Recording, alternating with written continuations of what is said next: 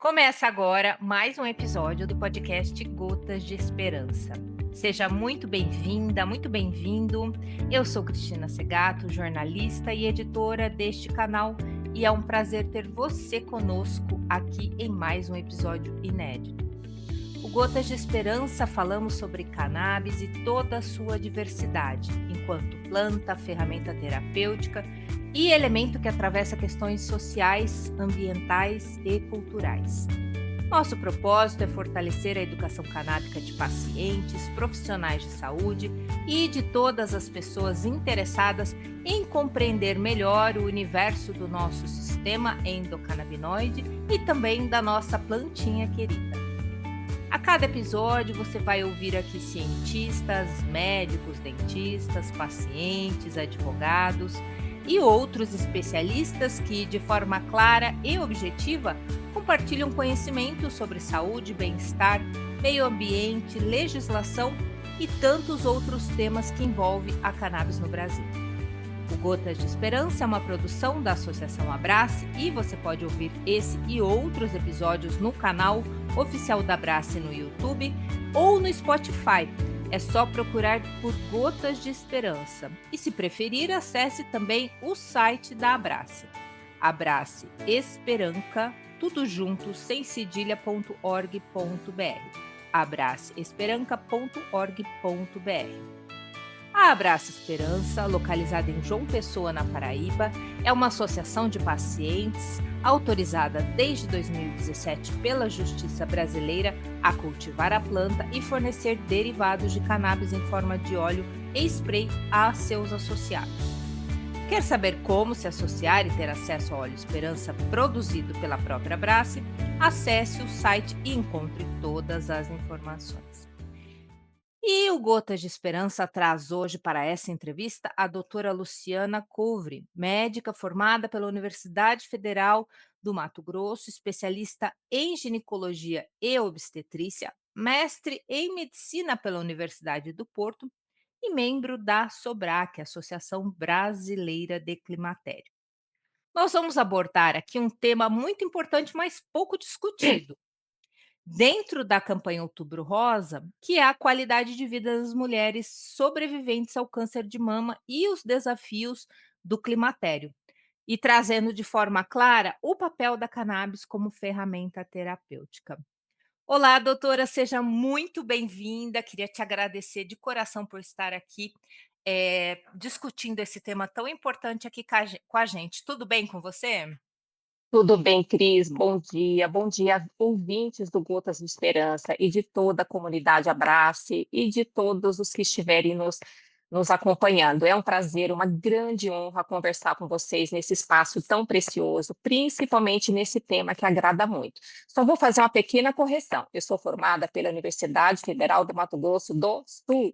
Sempre existe essa confusão entre Mato Grosso e Mato Grosso do Sul.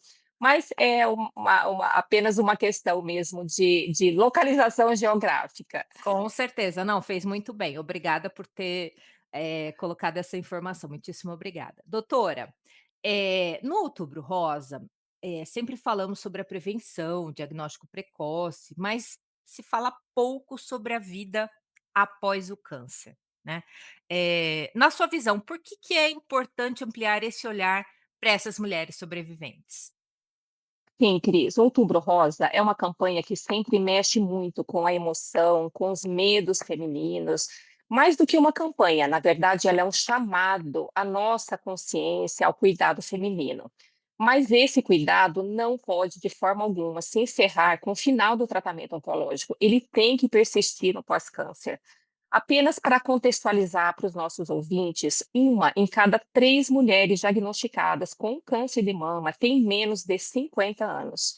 E essa tendência tem aumentado cada vez mais, cada vez mulheres mais jovens estão sendo acometidas. E a taxa de sobrevivência dessas mulheres que são diagnosticadas precocemente pode ultrapassar a 90%, especialmente quando o tumor é localizado e tratado nos estágios iniciais. Sabe, Cris, eu sempre me emociono ao contar que nós somos a primeira geração de ginecologistas a receber em massa mulheres que tiveram câncer de mama e que agora estão nos buscando para tratar a menopausa. E se elas estão entrando na menopausa, seja menopausa cirúrgica, pós-quimioterapia, pós-rádio ou pela idade, é porque elas sobreviveram, e isso é muito emocionante. No início da minha carreira, dar diagnóstico de câncer ginecológico, principalmente de câncer de mama ou ovário, era dar uma sentença para essa mulher. E aí nós temos essa grande demanda, esse imenso desafio de dar qualidade de vida para essas mulheres que não podem fazer a reposição hormonal. E, nossa, me emociona também você trazer essa informação de que vocês são a primeira geração. Então quer dizer que a gente tem aí um índice, né, uma estatística de que a prevenção é o caminho, de que realmente, quando você diagnostica logo no começo, você pode ter aí uma vida, feliz e tranquila, então isso dá um quentinho na gente, né. Que bom, doutora, que você traz essa informação pra gente, viu. Exatamente, por isso que é importante garantir acesso às mulheres à prevenção, ao atendimento ginecológico, ao rastreamento precoce do câncer de mama, à mamografia, porque isso é fundamental para que essas mulheres sejam identificadas, tratadas corretamente, para que nós, ginecologistas, que não tratamos diretamente oncologia, mas que vamos receber essas pacientes no pós-câncer, tenhamos essa imensa honra em recebê-las, acolhê-las e poder ajudá-las, né, no decorrer da sua menopausa. Ficamos felizes em receber uma paciente na menopausa pós-tratamento do câncer oncológico, né, no sentido de que elas estão aqui, elas estão presentes e elas estão clamando para serem vistas, ouvidas, atendidas, e nós temos um dever muito grande em nos capacitar para poder receber essas mulheres. Excelente. E doutora, quais são os principais desafios que o climatério impõe para essas mulheres que já passaram pelo câncer de mama? Sim, é mesmo muito desafiador. Essas pacientes, elas já estão muito feridas, traumatizadas, com inúmeros tratamentos que elas precisaram, se submeter. Muitas atribuem os seus sintomas ao próprio à própria doença, ao próprio tratamento que ela fez, sem perceber que esses sintomas são causados pelo declínio, pela queda do estrogênio.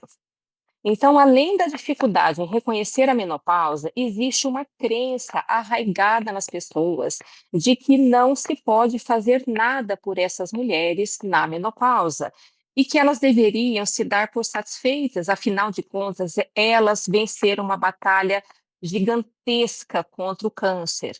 Mas isso não é verdade, elas merecem mais, elas merecem tudo. Elas merecem viver com plenitude, ter as suas queixas, as suas dores acolhidas e tratadas. Excelente, muito bom. E muito dessas pacientes, muitas delas não podem usar terapia convencional, hormonal, né. Como é que isso limita aí o tratamento dos sintomas, do climatério? Exatamente. A impossibilidade do uso de hormônios nesse perfil de paciente limita muito o tratamento do climatério. Até porque hoje a principal estratégia efetiva, comprovada por estudos clínicos de tratamento dos sintomas climatéricos é a reposição hormonal, que não pode ser feita nas pacientes com câncer de mama. A única exceção a isso é a utilização da microbaixa dose de estradiol vaginal para o tratamento da atrofia genital e dos sintomas geniturinários. A queda do estrogênio faz com que a mucosa da vagina, da vulva, uretra, bexiga sofra uma atrofia, que é uma perda de espessura, E isso causa muita dor, dor na relação sexual, dor até mesmo ao tocar a região, roupas apertadas, incontinência urinária, urgência urinária, infecções urinárias de repetição. Então, para esses sintomas, hoje as principais diretrizes médicas sobre o assunto já aprova a utilização de microbaixa doses. Nós não estamos falando em reposição hormonal sistêmica, nós estamos falando da utilização desse produto apenas para essa queixa e uso local vaginal. Então, como nós não podemos fazer o uso de hormônios, nós temos muitas ferramentas, como a nutrição adequada, a suplementação, a atividade física, como musculação, yoga, corrida, suplementos, óleos essenciais ricos em terpenos e a cannabis medicinal como uma ferramenta preciosíssima de auxílio a essas mulheres. Não existe uma estratégia isolada que vá resolver tudo. Nós temos que lançar mão de todo o nosso arsenal para poder auxiliá-las. E como é que a cannabis medicinal pode ser aliada nesse contexto? De que forma? Como é que ela age? O que que ela melhora? Sim, a cannabis, ela é uma ferramenta muito preciosa. Sabemos que ela atua no sistema endocannabinoide, regulando os receptores de múltiplas maneiras. A aplicabilidade do câncer de mama, ela ainda é pouco explorada, mas ela pode ser utilizada nessas pacientes para o controle dos sintomas climatéricos, que são principalmente os calores, né, os fogachos, o nome médico disso são sintomas vasomotores. Essa síndrome geniturinária que nós falamos, a insônia, que é um tormento para essas mulheres, a névoa mental ou brain fog, a ansiedade, sintomas depressivos, e acaba que pode também ajudar até mesmo na sarcopenia, na osteopenia, porque se ela melhora o apetite dessas pacientes, a gente também consegue ter um avanço nessas questões. E quando a gente fala desses sintomas, né, de menopausa, a gente está falando também de dor, né? Muitas mulheres sentem dor. A gente também tem aí na cannabis uma resposta boa para dor, né? E tem também uma possibilidade que no Brasil ainda a gente não chegou, na verdade a gente no Brasil ainda está muito atrasado, porque já era para a Anvisa ter pensado numa regulação que contemple, né, o que a sociedade anseia, o que os profissionais de saúde anseiam também para essa ferramenta terapêutica, mas infelizmente a gente ainda está lutando para que isso aconteça. Tem também, doutora, em alguns países, a possibilidade de usar os óvulos vaginais, né. Sim, nós podemos falar sobre isso. Nós temos evidências muito robustas da aplicabilidade da cannabis em diversas condições femininas, como endometriose, dor pélvica, vaginismo, né? E na menopausa, essa aplicabilidade na sexualidade, ela é muito interessante. Os efeitos da cannabis na vida sexual e na autoestima das pacientes é justamente uma das situações nas quais nós temos os melhores resultados. Existem vários estudos clínicos com cannabis na função sexual feminina, e a maioria deles refere efeitos positivos, tanto no desejo, na satisfação sexual, na qualidade do orgasmo, um aumento da frequência das relações sexuais. Eu quero ressaltar que esse efeito ele é dose dependente. As doses maiores, abusivas, principalmente no uso recreativo, ele pode ter um efeito contrário, um efeito depressor. E isso a gente observa no atendimento em consultório. Então, o uso dos óleos de canabidiol ou a inalação de flores, algumas horas antes da relação sexual, seja como um ritual de relaxamento, de autocuidado, a aplicação de formulações de canabidiol específicas para a vulva, o uso de óleos de óvulos vaginais e supositórios ajudam muito essas mulheres no sexo vaginal e também na penetração anal. Isso se deve principalmente à melhora do fluxo sanguíneo provocada pelo canabidiol. Claro que isso tudo em associação, em conjunto com outras medidas, né, de hidratação genital, quando é possível, as microbaixadoses de estradiol vaginal, e dessa forma nós conseguimos ajudar muito essas pacientes. É claro que esses efeitos não são imediatos, né, não seria uma versão do Viagra para a mulher, essa conexão, essa reconexão é construída a 2. E uma coisa muito interessante que ouvimos nos consultórios é o relato, dessas pacientes na sensação de aumento de proximidade, da sensação de proximidade e de intimidade com seus parceiros após o uso do canabidiol para esses fins de melhoria da vida sexual. Doutora, deixa eu só te falar uma coisa, tá captando um ruído aí que eu acho que é da sua mão no Ah, microfone. perdão, Imagina, não perdão. tem problema Eu nenhum. A gen tenho esse eu tenho esse é, viés de movimentar as mãos. Vou Ana vou evitar. porque como o seu microfone fica deve estar na Sim, lapela o seu microfone, né. sim, Então aí quando você fica fazendo assim, o capta o áudiozinho, fica um tchuc, tchuc, um tchuc, mas ruído. mas Você vai quer ficar retornar esse assunto? não, Não não, não. precisa. Não, porque ele Tá vai ótimo. ficar bem oculto, mas assim, eu gosto de fazer um produto de comunicação bem certinho. Limpo. Então mas Sim, tá tudo bem, fica tranquila, a gente parte daqui, não tem problema nenhum. Vou voltar para a pergunta, tá? tá bem. 3, 2, 1. Ai, excelente, doutora, essas informações. Dá realmente uma uma esperança, né. Bom, além dos sintomas físicos, muitas mulheres enfrentam aí a questão da ansiedade e medo da recorrência, do câncer, né. A cannabis pode ter um papel também no suporte emocional dessas pacientes? Sem dúvida nenhuma, Cris, a cannabis tem um papel muito importante no tratamento dos sintomas emocionais, da ansiedade e do estresse pós-traumático que muitas delas apresentam, né.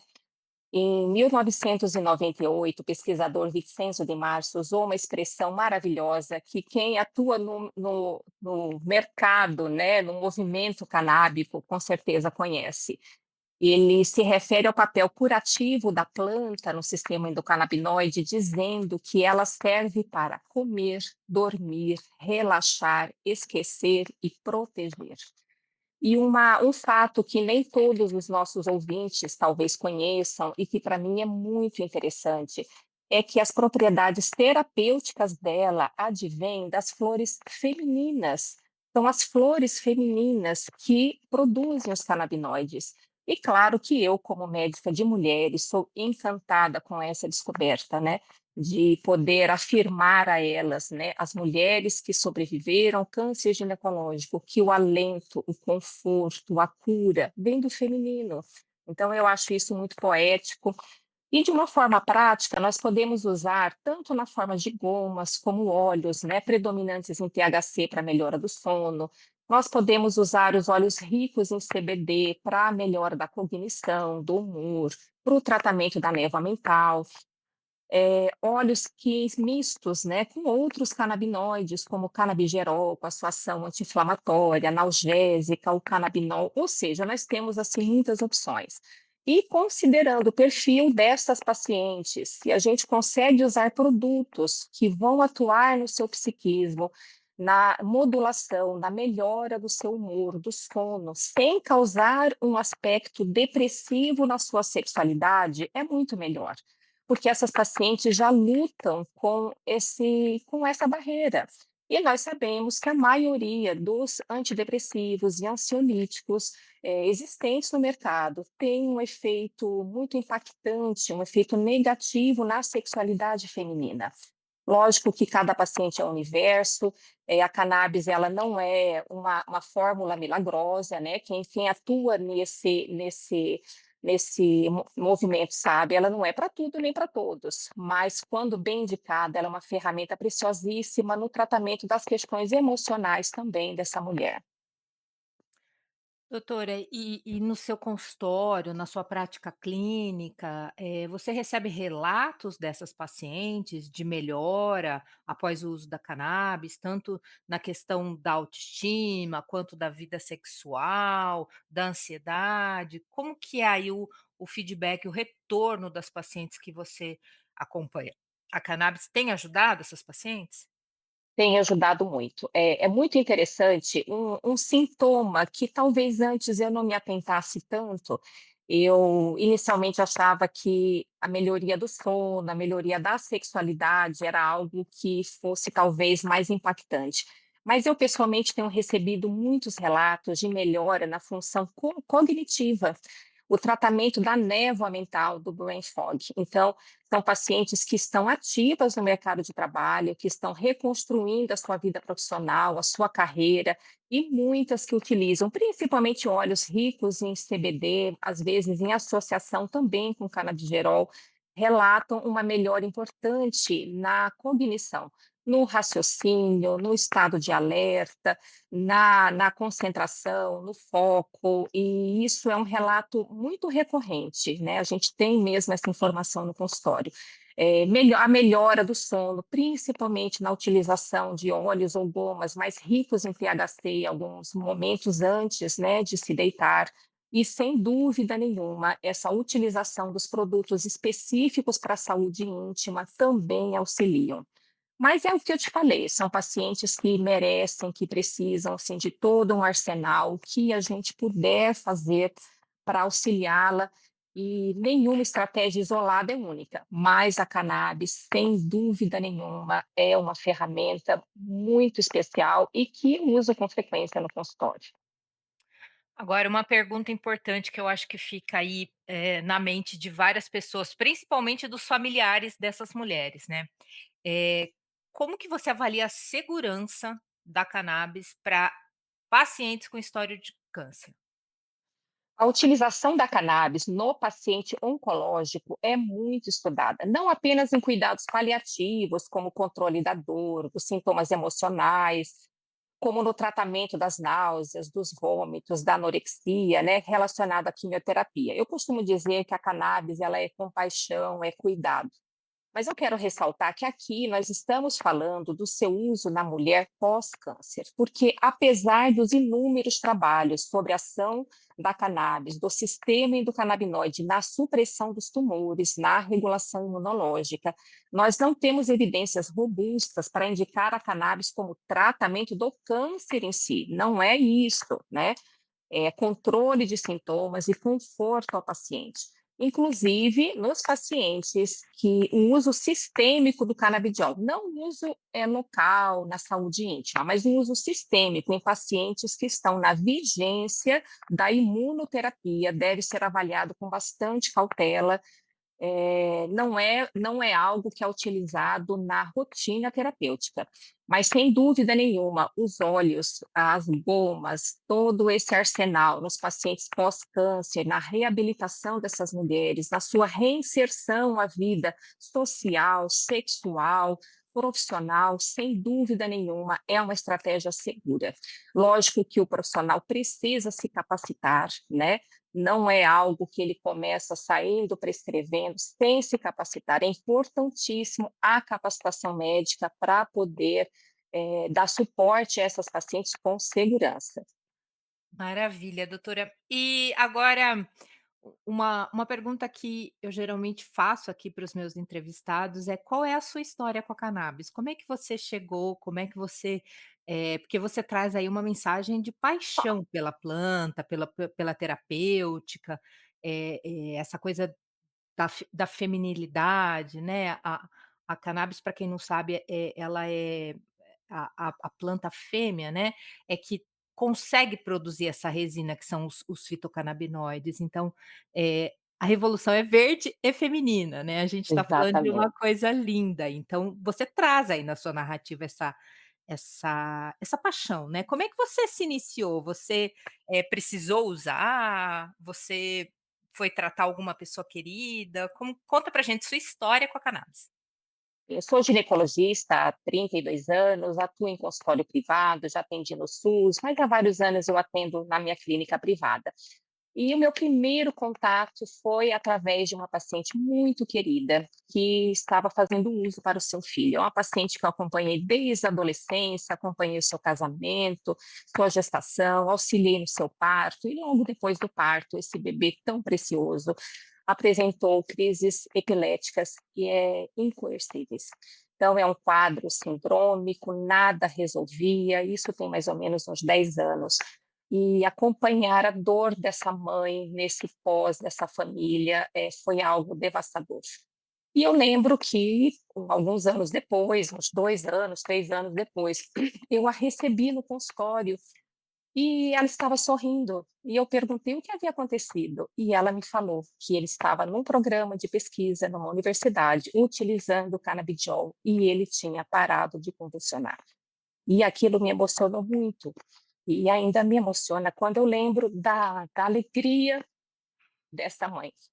E passou, ficou essa semente, né, na minha alma. E alguns anos depois, uma irmã que tem esclerose múltipla recebeu essa prescrição do seu neurologista. Eu tenho 2 irmãs com diagnóstico de esclerose múltipla.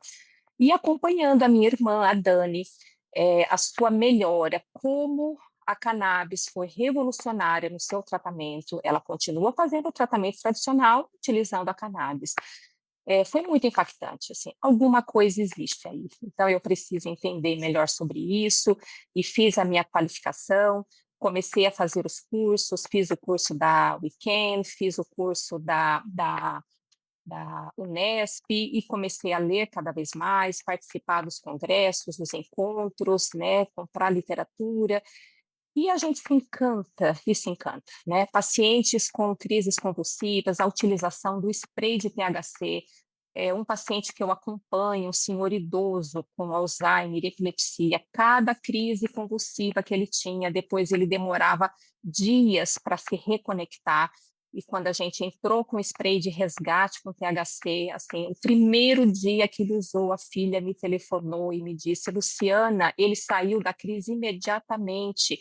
Meia hora depois, ele estava sentado na mesa comendo com a gente. Um paciente que demorava uma semana para conseguir reagir depois disso. Então, os relatos são muitos, né? Nós temos, claro, pacientes que não têm boa resposta, como qualquer tratamento, é um aprendizado constante e, sem dúvida nenhuma, cannabis medicinal é uma paixão. Nossa, vou fazer um parênteses aqui, que eu não costumo fazer, que a gente está gravando essa entrevista e eu abro o vídeo para conhecer o meu entrevistado, certo? E a doutora se emocionou, né, contando a história e eu também me emocionei aqui. Vocês não estão vendo, mas a gente quer passar essa emoção para vocês, para quem está ouvindo a gente.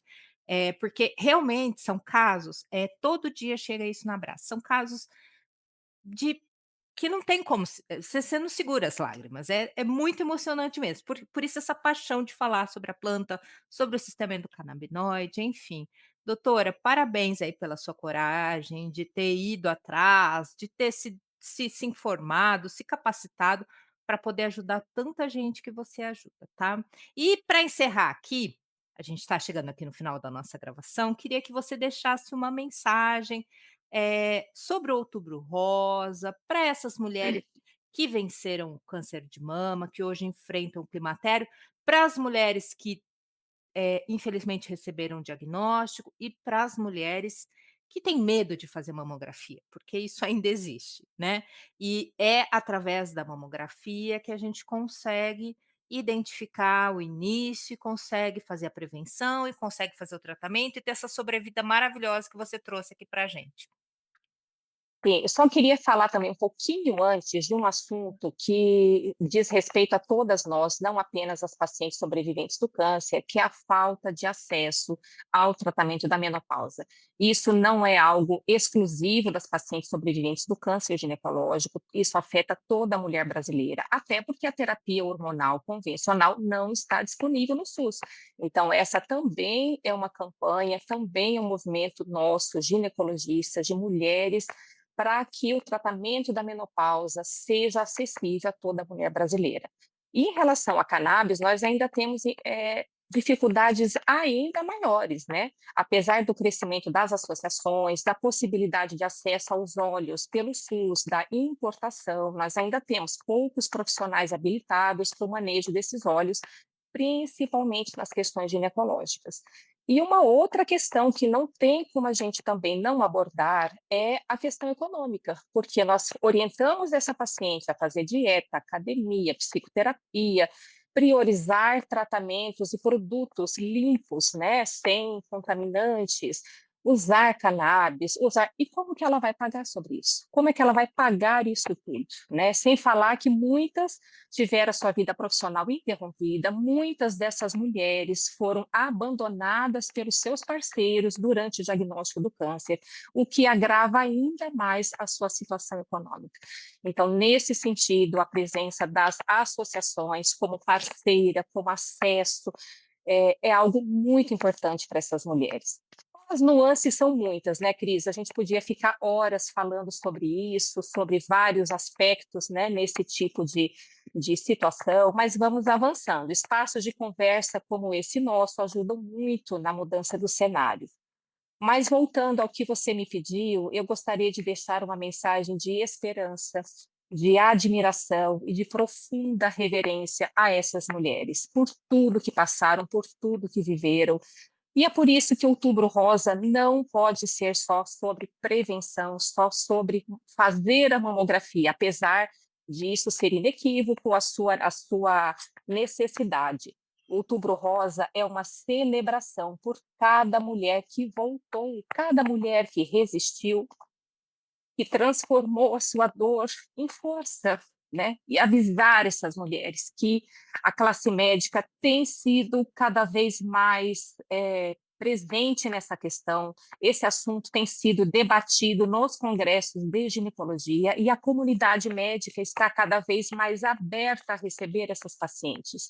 Nós vamos nos capacitar para recebê-las, porque receber uma paciente sobrevivente do câncer ginecológico é testemunhar a esperança. E isso muda tudo. Nossa, não tenho palavras para te agradecer por compartilhar aí toda a sua emoção, o seu conhecimento com a gente hoje, doutora. Foi, maravilhoso, viu.